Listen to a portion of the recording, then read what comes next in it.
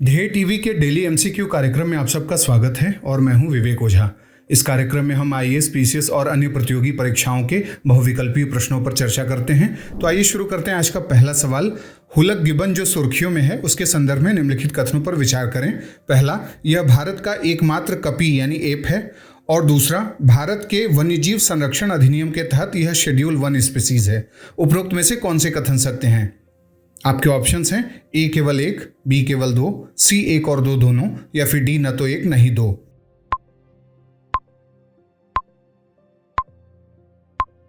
इसका उत्तर है सी, यानी दोनों कथन सत्य हैं। व्याख्या देखते हैं। हाल ही में उत्तर पूर्वी भारत में पाए जाने वाला हुलक गिबन चर्चा में था। भारत और बांग्लादेश की सीमा पर करीमनगर जिले में भारतीय हुलक गिबनों की मौत हाई पावर इलेक्ट्रिक लाइन के संपर्क में आने के चलते हो गई थी और यह घटना दक्षिणी असम के बराक वैली में घटित हुई। विशेषज्ञों का मानना है कि हुलक गिबन बराक घाटी में कभी भी नहीं देखे गए हैं और इस लिहाज से ये मौतें बहुत दुर्भाग्यपूर्ण हैं। हुलक गिबन की भारत में 2 प्रजातियां हैं। पहला वेस्टर्न हुलक गिबन और दूसरा ईस्टर्न हुलक गिबन। ईस्टर्न हुलक गिबन विशेषकर असम, अरुणाचल प्रदेश, दक्षिणी चीन और उत्तर पूर्वी म्यांमार में पाए जाते हैं और IUCN ने इन्हें वल्नरेबल घोषित कर रखा है। वहीं वेस्टर्न हुलक गिबन जो भारत के पूर्वोत्तर के राज्यों ब्रह्मपुत्र के दक्षिणी हिस्से और दिबांग नदी के पूर्वी हिस्से में पाया जाता है, उसे IUCN ने एंडेंजर्ड घोषित कर रखा है। हुलक गिबन भारत का एकमात्र कपी है और इसे भारतीय वन्यजीव संरक्षण अधिनियम 1972 के तहत शेड्यूल 1 स्पीसीज घोषित किया जा चुका है। अब बात करते हैं दूसरे सवाल की। वर्ल्ड टूना डे किस वर्ष से मनाया जाना शुरू हुआ था? आपके ऑप्शंस हैं ए वर्ष 2012, बी वर्ष 2014, सी वर्ष 2017 या फिर डी वर्ष 2019।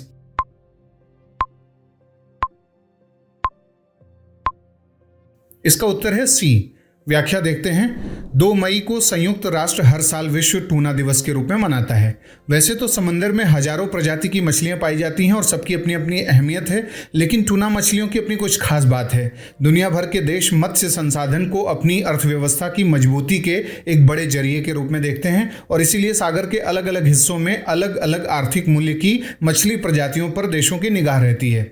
2016 में UN ने इस दिवस को मनाने का निर्णय लिया था और 2017 में पहला विश्व टूना डे मनाया गया था। टूना खारे पानी की मछली है जिसकी 40 से अधिक प्रजातियां हैं। टूना मछली में vitamin B6, protein, phosphorus, vitamin D, vitamin B12, vitamin B3, selenium बड़ी मात्रा में मिलता है। अब बात करते हैं तीसरे सवाल की। सत्यजीत रे के संदर्भ में निम्नलिखित कथनों पर विचार करें। पहला, वह भारत रत्न और ऑस्कर पुरस्कार से सम्मानित हैं। दूसरा, उन्हें दादा साहब फाल्के पुरस्कार मरणोपरांत प्राप्त हुआ था। और तीसरा, उनके द्वारा निर्देशित पहली फिल्म का नाम पाथेर पांचाली है। उपरोक्त में से कौन से कथन सत्य हैं? ए 1 और 2, बी 2 और 3, सी 1 और 3 या फिर डी 1, 2 और 3।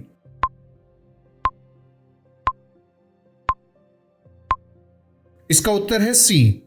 व्याख्या देखते हैं। आज यानी 2 मई को भारत के महानतम फिल्म निर्देशक और भारतीय सिनेमा की आधारशिला रखने वालों में से एक सत्यजीत रे की जयंती है। वो पद्म भूषण, पद्म विभूषण, भारत रत्न और ऑस्कर अवार्ड विजेता फिल्म निर्माता, निर्देशक और लेखक थे। 1978 में बर्लिन फिल्म फेस्टिवल की संचालक समिति ने विश्व के 3 सर्वकालिक निर्देशकों में से एक के रूप में उन्हें सम्मानित किया था। भारत सरकार की ओर से फिल्म निर्माण के क्षेत्र में विभिन्न विधाओं के लिए उन्हें 32 राष्ट्रीय पुरस्कार मिले। सत्यजीत रे दूसरे फिल्मकार थे जिन्हें ऑक्सफोर्ड यूनिवर्सिटी द्वारा डॉक्टरेट की उपाधि से भी सम्मानित किया गया था। वर्ष 1985 में उन्हें हिंदी फिल्म उद्योग के सर्वोच्च सम्मान दादा साहब फाल्के पुरस्कार से सम्मानित किया गया था, न कि मरणोपरांत। और 1992 में उन्हें भारत रत्न भी मिला था और ऑस्कर भी 1992 में ही मिला था, यानी honorary award for life time achievement से भी वो सम्मानित किए गए थे। अब बात करते हैं चौथे सवाल की। गुजरात राज्य को एक पृथक राज्य का दर्जा किस वर्ष दिया गया था? आपके ऑप्शंस हैं ए 1956, बी 1960, सी 1964 या फिर डी 1968।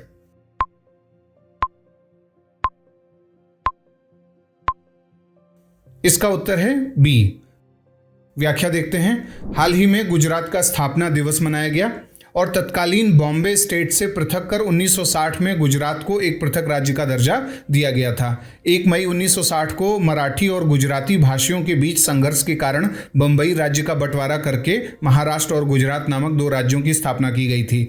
भारत के स्वतंत्र होने के समय गुजरात बॉम्बे प्रदेश का अभिन्न अंग था, लेकिन 1 मई 1960 के दिन इसे बॉम्बे प्रदेश से विभाजित कर दिया गया था। ऐसे में गुजरात और महाराष्ट्र राज्य का गठन हुआ और तब से ही हर साल 1 मई को गुजरात और महाराष्ट्र अपना स्थापना दिवस मनाते हैं।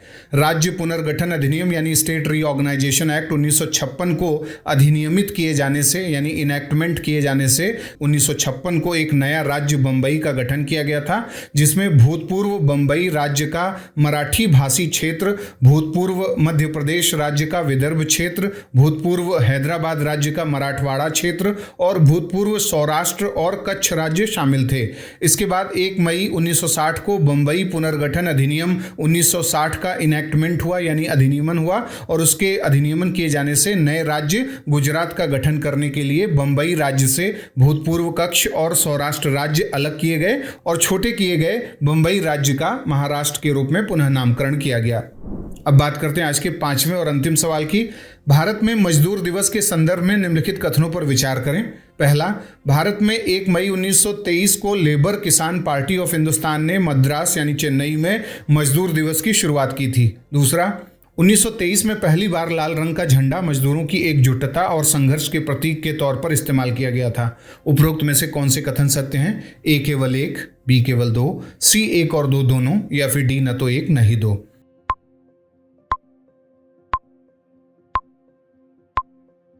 इसका उत्तर है सी।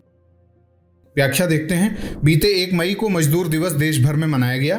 भारत में 1 मई 1923 को लेबर किसान पार्टी ऑफ हिंदुस्तान ने मद्रास में मजदूर दिवस की शुरुआत की थी और इसका नेतृत्व वामपंथी और सोशलिस्ट पार्टियां कर रही थीं। पहली बार लाल रंग का झंडा मजदूरों की एकजुटता और संघर्ष के प्रतीक के तौर पर इस्तेमाल किया गया था और तब से हर साल भारत में यह दिन मनता है और कई राज्यों में 1 मई को अवकाश भी होता है। वहीं वैश्विक स्तर पर देखें तो दुनिया में मजदूर दिवस मनाने का चलन करीब 135 साल पुराना है। मजदूरों ने काम के घंटे तय करने की मांग को लेकर 1877 में आंदोलन शुरू किया था। इस दौरान यह दुनिया के विभिन्न देशों में फैलने लगा और 1 मई 1886 को पूरे अमेरिका के लाखों मजदूरों ने एक साथ हड़ताल शुरू की थी। इसमें 11,000 फैक्ट्रियों के कम से कम 3,80,000 मजदूर शामिल हुए थे और वहीं से 1 मई को मजदूर दिवस के रूप में मनाने की शुरुआत हुई। तो ये था आज का हमारा डेली एमसीक्यू कार्यक्रम। आपके 5 में से कितने सवाल सही हुए, कितने गलत, आप हमें कमेंट बॉक्स में बताएं और इस चैनल को लाइक, सब्सक्राइब और शेयर करना ना भूलें। अगले कार्यक्रम के साथ जल्दी हाजिर होंगे। इजाज़त दीजिए। नमस्कार।